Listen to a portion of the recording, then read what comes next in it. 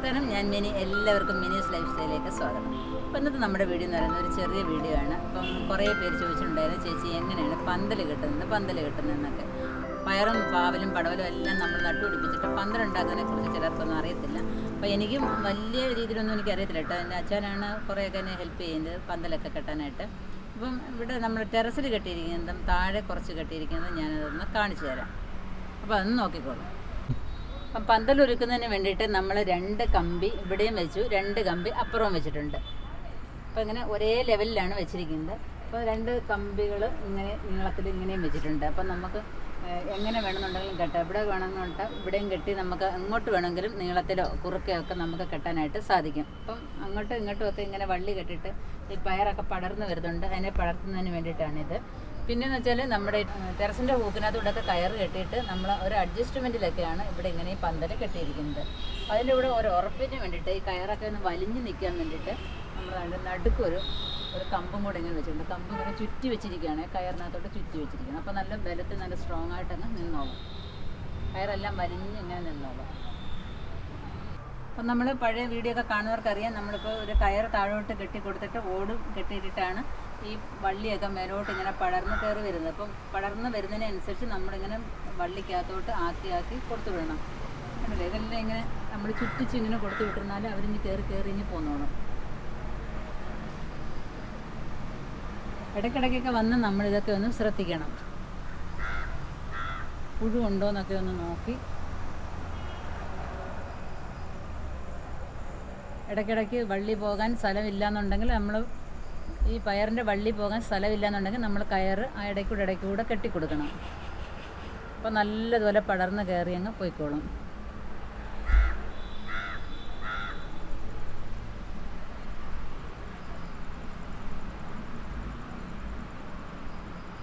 ഇച്ചിരി മെനക്കെട്ടെങ്കിലൊക്കെ പറ്റത്തുള്ളൂ കേട്ടോ. അതേപോലെ എല്ലാം ഇങ്ങനെ പടർത്തി കയറ്റി വേണം. നിങ്ങൾക്കറിയാമല്ലോ, ഇത് പെട്ടെന്ന് തന്നെ ഈ പയറൊക്കെ ഇത്രയും പടർന്ന് കയറിയത്. അതിനു വേണ്ടി ദിവസമൊന്നും ആയിട്ടില്ല, ഇത് ഇത്രയൊക്കെ ആയിട്ട് നട്ടിട്ട്. അതുപോലെ തന്നെ അന്ന് നട്ട പാവലാണ്. ഇതിപ്പം പാവലും കണ്ട മേളി വരെ എത്തിക്കഴിഞ്ഞു.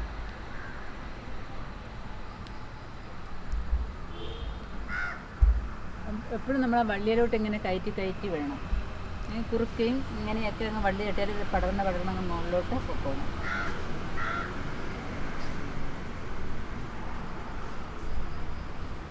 പറ്റുന്നവർക്ക് ഇതേപോലെ തൂണൊക്കെ ഉണ്ടാക്കി വെച്ചിട്ട് നിങ്ങൾക്ക് പന്തലൊക്കെ ഒരുക്കാവുന്നതാണ്. അപ്പോൾ അതിൻ്റെ മുകളിൽ വേണമെന്നുണ്ടെങ്കിൽ പച്ച തുണി വേണമെന്നുണ്ടെങ്കിൽ വാങ്ങിച്ചിട്ടാൽ മഴയിൽ നിന്നൊക്കെ രക്ഷപ്പെടാനായിട്ട് സാധിക്കും. പക്ഷേ ഞാൻ ചെയ്തിട്ടില്ല. ആഗ്രഹമുള്ളവർക്കൊക്കെ ചെയ്യാം, പറഞ്ഞതേ ഉള്ളൂ ഞാൻ. അപ്പോൾ നിങ്ങൾക്ക് ഇങ്ങനെയൊക്കെ കയറൊക്കെ കെട്ടാൻ ബുദ്ധിമുട്ടാണെന്നുണ്ടെങ്കിൽ നീല ഒരു നെറ്റ് കിട്ടും, വല മാതിരി ഉള്ളത്. അത് നിങ്ങൾ വലിച്ചു കെട്ടിയാലും ഈ പയറൊക്കെ, ഞാൻ ആദ്യത്തെ പയറിൻ്റെ വീഡിയോയിൽ കാണിച്ചിട്ടുണ്ടായിരുന്നു ആ വല. അപ്പോൾ അത് വലിച്ചു കിട്ടിയാലും പയറൊക്കെ അതിനകത്തോട്ട് നല്ലതുപോലെ പടർന്ന് കയറി വരും. എന്തിനും, പയറിനാണെങ്കിലും പാവലിനാണെന്നുണ്ടെങ്കിലും കോവലിനാണെന്നുണ്ടെങ്കിലും നല്ലതുപോലെ അത് പടർന്ന് കയറി പൊക്കോളും. അപ്പം മുറ്റത്ത് ഇതേപോലെ 5 പൈപ്പുകൾ ഇങ്ങനെ കുഴിച്ചിട്ടിട്ടുണ്ട്. അതിനടിയിൽ താണ്ട് ഇങ്ങനെ ഒരു ഇത് വെച്ചിട്ട് സ്റ്റാൻഡ് പോലെ വെച്ചിട്ട് അതിനകത്തോട്ടാണ് ഈ പൈപ്പ് ഇറക്കി വെച്ചത്. നമുക്കിത് എപ്പോഴെങ്കിലും വേണ്ടെന്ന് തോന്നുന്നുണ്ടെങ്കിൽ നമുക്ക് ഇനി ഊരി മാറ്റാം. ഇപ്പോൾ നല്ല കയറൊക്കെ കെട്ടിയേക്കുന്നുണ്ട്, നല്ല ബലത്തിൽ ഇരിക്കുകയാണ്. അപ്പോൾ ഇതും നമ്മുടെ ഈ വീടിൻ്റെ ഹുക്കുകളും തമ്മിലാണ് ബന്ധിപ്പിച്ചിരിക്കുന്നത്. അപ്പോൾ പയറൊക്കെ ഇവിടെ നല്ലതുപോലെ ഇങ്ങനെ പടർത്തിയൊക്കെ വിടാനായിട്ട് സാധിക്കും. ഇതെല്ലാം അച്ചായൻ്റെ പണികളാണ്. ഈ പന്തലിടുന്നതൊക്കെ എല്ലാം അങ്ങോട്ടും ഇങ്ങോട്ടും എല്ലാം കെട്ടി വെച്ചിരിക്കുകയാണ്. നേരത്തെ ഇവിടെ കമ്പ് വെച്ച് നല്ല ബലമുള്ള തടികളെ വെച്ചിട്ടായിരുന്നു തൂണ് നമ്മൾ കുഴിച്ചിട്ടിരുന്നത്. അപ്പോൾ ഇൻ്റർലോക്കൊക്കെ ചെയ്തപ്പോഴേ തടിയൊക്കെ മാറ്റിയിട്ട് നമ്മൾ 5 പൈപ്പുകൾ മുറ്റത്ത് നീളത്തിൽ ഇങ്ങനെ കുഴിച്ചിട്ടിരിക്കുകയാണ്. അപ്പോൾ 5 തൂണായിട്ട് എടുത്തിരിക്കുകയാണത്. അപ്പോൾ ഈ 5 തൂണിൽ നിന്നും അതിൽ നിന്നും പൂക്കളുണ്ട് കേട്ടോ. അപ്പോൾ ഇതിനകത്ത് നമുക്ക് ചെടികളൊക്കെ വേണമെന്നുണ്ടെങ്കിൽ തൂക്കിയിടാം. അപ്പം നിങ്ങൾ ചിലപ്പോൾ ഇതിനേക്കാൾ നല്ലതൊക്കെ ചെയ്തിട്ടുണ്ടാകും. നമ്മളിങ്ങനെയാണ് ചെയ്തിരിക്കുന്നത്. അപ്പം മുകളിലും നമുക്ക് കയറിനകത്ത് കെട്ടാം, അല്ലെങ്കിൽ അല്ലാതെ ഇങ്ങനെ വെറും പൈപ്പിനകത്ത് കെട്ടിയാൽ ചിലപ്പോൾ വള്ളിയിൽ താഴോട്ടിഞ്ഞ് പോലുമില്ല. അപ്പോൾ ഈ ഹുക്ക് ഉണ്ടായതുകൊണ്ട് ഈ കയറൊക്കെ ഇതിനകത്ത് തന്നെ അങ്ങ് ഇരുന്നോളും. അപ്പോൾ അവിടെയും 2 ഹുക്ക് വെച്ചു, ഇവിടെയും 2 ഹുക്ക് വെച്ചിട്ട് നമുക്ക് വള്ളികൾ എങ്ങോട്ട് വേണമെന്നുണ്ടെങ്കിലും കൊണ്ടുപോകാനായിട്ട് സാധിക്കും. അപ്പോൾ ഈ ഷെയ്ഡിൻ്റെ ഹുക്കിൽ നിന്നൊക്കെയാണ് നമ്മൾ കയർ അങ്ങോട്ടും ഇങ്ങോട്ടും ഒക്കെ വലിച്ച് കെട്ടിയിരിക്കുന്നത്. അതെല്ലാം അച്ഛനാണ് ചെയ്തിരിക്കുന്നത്. അച്ഛനാണ് പന്തലിൻ്റെ ആൾ. നല്ല രീതിയിൽ കെട്ടിത്തരും. ഇത് കണ്ടില്ലേ, നല്ലതുപോലെ വരിഞ്ഞ് ഇങ്ങനെ കെട്ടിയിരിക്കുകയാണ്. നേരത്തെ ഇവിടെ കുമ്പളവും പടവലമൊക്കെ ഉണ്ടായിരുന്നു. അപ്പം പടവലമൊക്കെ തീർന്നു. ഇപ്പോൾ അതിനെയൊക്കെ പിഴുത് മാറ്റാനുള്ള സമയമായി. ഇനി ഇവിടെ എന്തെങ്കിലും നടണം. അതുകൊണ്ട് പന്തലൊക്കെ ഇങ്ങനെ കെട്ടിയിട്ടിട്ടുണ്ട്.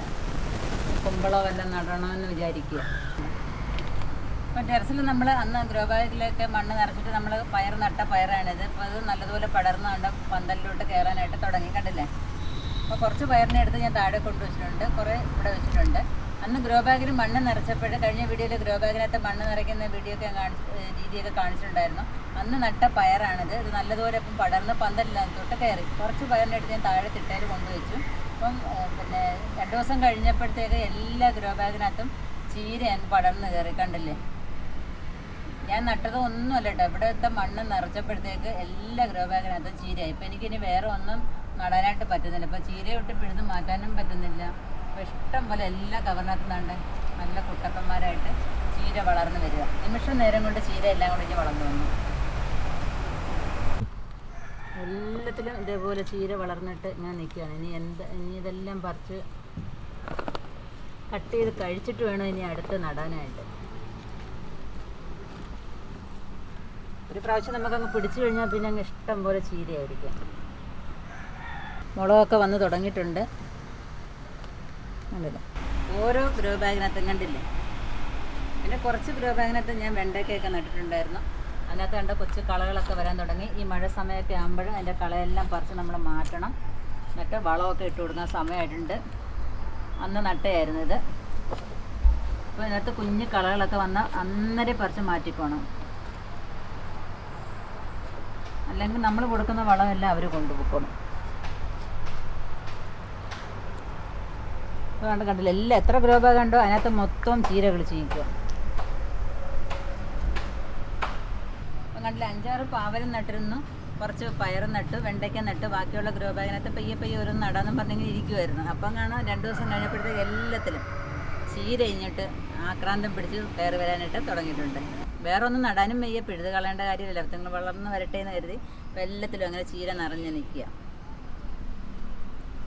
നിങ്ങൾ കാണാം എല്ലാ ഗ്രോ ബാഗിനകത്തും നമ്മൾ നട്ടതൊന്നും അല്ലത്. നമ്മൾ എത്ര വലിച്ച് കെട്ടിയാലും കുറച്ച് ദിവസം കഴിയുമ്പോഴത്തേക്ക് നമ്മുടെ കയർ അങ്ങ് ലൂസാവും. അപ്പം നമ്മൾ എന്ത് വേണമെന്നറിയാമോ,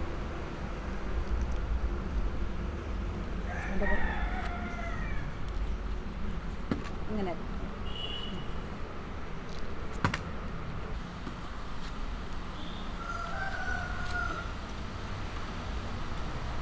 നല്ല ആരോഗ്യമുള്ളൊരു തടിയോ കമ്പോ ഒക്കെ എടുത്തിട്ട്, കമ്പിയായാലും മതി, കമ്പായാലും മതി, ഇങ്ങനെ ഒരു കവിട്ട ഭാഗം കൂടെ ഉണ്ടെന്നുണ്ടെങ്കിൽ ഇങ്ങനെ നല്ല വൃത്തിക്ക് അങ്ങ് ഇരിക്കുകയും ചെയ്യും, നല്ല ടൈറ്റായിട്ട് ഇരിക്കുകയും ചെയ്യും.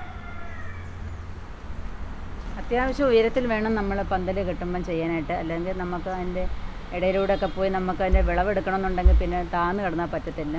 അപ്പം നമ്മളിങ്ങനെ കമ്പുകളൊക്കെ വെച്ചിട്ട് നമ്മൾ ടൈറ്റ് ചെയ്ത് കൊടുത്താൽ നമുക്ക് അതിനിടയിലൂടെ പോയി നമുക്ക് വിളവെടുക്കാനും സാധിക്കും. ഓരോ ചുവട്ടിലും 1-2 കയർ വീതം ഇങ്ങനെ കെട്ടിയിട്ടിരുന്നാൽ നല്ലതുപോലെ പടർന്ന് അങ്ങ് കയറിപ്പോക്കോളും.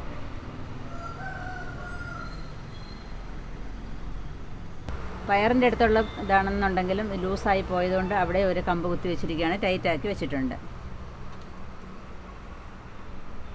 നമ്മുടെ കോവൽ പടർത്തിയിരിക്കുന്നതാണിത്. അപ്പോൾ അതിനകത്ത് കുറച്ച് ഭാഗത്ത് നീല വലയൊക്കെ കെട്ടിയിട്ടുണ്ട്. അതിനൊക്കെയും കവർ ചെയ്ത് കോവൽ പോയി കഴിഞ്ഞു. അപ്പോൾ നമ്മൾ അങ്ങോട്ടും ഇങ്ങോട്ടുമൊക്കെ കയറൊക്കെ കെട്ടി കൊടുത്ത്, പ്ലാസ്റ്റിക്കും അല്ലാത്ത കയറും ഒക്കെ കൊടുത്ത് അഡ്ജസ്റ്റ് ചെയ്തൊക്കെ നിർത്തിയിരിക്കുകയാണ്. മഴയൊക്കെ ആയതുകൊണ്ട് ഇലകളൊക്കെ പഴുക്കാനൊക്കെ തുടങ്ങി. ഇപ്പം ഇല പഴുക്കലൊക്കെ ഈ മഴയത്തൊക്കെ ഉണ്ടാവാറുണ്ട്. അതിനിപ്പം വിഷമിക്കേണ്ട കാര്യമൊന്നുമില്ല, എല്ലാവർക്കും ഉണ്ടാവാറുണ്ട് അതൊക്കെ.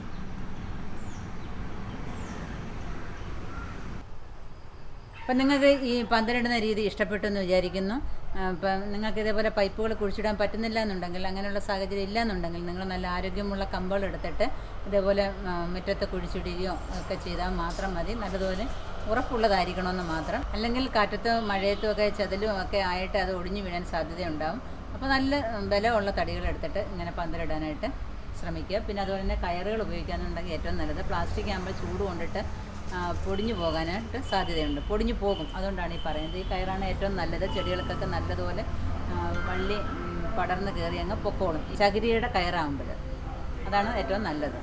അപ്പം നിങ്ങൾക്ക് ഈ പന്തലിൻ്റെ രീതി ഇഷ്ടപ്പെടുന്നുണ്ടെങ്കിൽ ലൈക്ക് ചെയ്യാനും ഷെയർ ചെയ്യാനും സബ്സ്ക്രൈബ് ചെയ്യാനും ഒട്ടും മറക്കരുത്. സബ്സ്ക്രൈബ് ചെയ്യുമ്പോൾ തൊട്ടിട്ടുള്ള ബെല്ലൈക്കണും കൂടെ ഒന്ന് ക്ലിക്ക് ചെയ്താൽ ഞാനിടുന്ന വീഡിയോസിൻ്റെയൊക്കെ നോട്ടിഫിക്കേഷൻ യഥാസമയം നിങ്ങൾക്ക് വരുന്നതായിരിക്കും. അപ്പോൾ അടുത്ത വീഡിയോ കാണുന്നവരെ ഞാൻ വിനി, നന്ദി, നമസ്കാരം.